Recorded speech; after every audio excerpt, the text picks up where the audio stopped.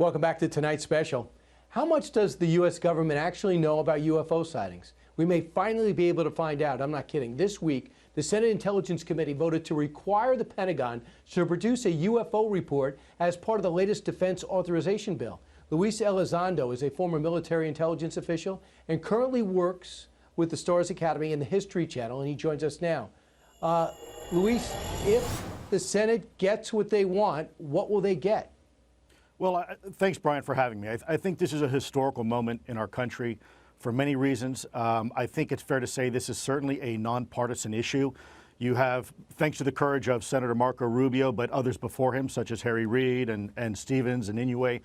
I think if the Senate is successful in getting what they want, they are going to get actual hard data as to the capabilities of these incursions into our airspace and the airspace of where we have combat vehicles and controlled, if you will.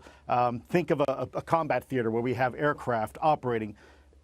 Hopefully we can get a better understanding of what's going on here. These things seem to appear and operate without impunity, both here in the United States and overseas, where our brave men and women are in uniform. And hopefully we'll be able to finally piece together.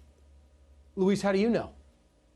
Well, because I was part of a program for about 10 years back in the Pentagon called AATIP. I ran that program with several colleagues of mine, and it was an interagency organization very much like this task force that you are seeing right now that's being proposed in this bill. What's the most intriguing thing that we'll get from it if the Senate Intelligence Committee gets what you know?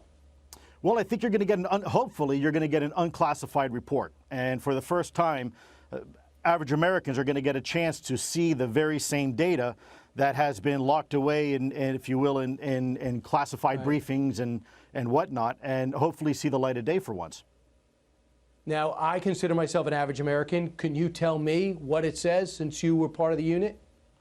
Well, unfortunately, I'm not employed by the U.S. government anymore, and I am still bound by my non-disclosure agreements, my NDAs. I still have a security clearance. So that's really a conversation that the U.S. government's going to have, the executive branch with the legislative branch, and then finally decide what they think is appropriate for the American people. But I think what I can say is that data is very compelling. And when you look at these vehicles and what they're able to do, you very quickly realize that this is probably not something in our own inventory.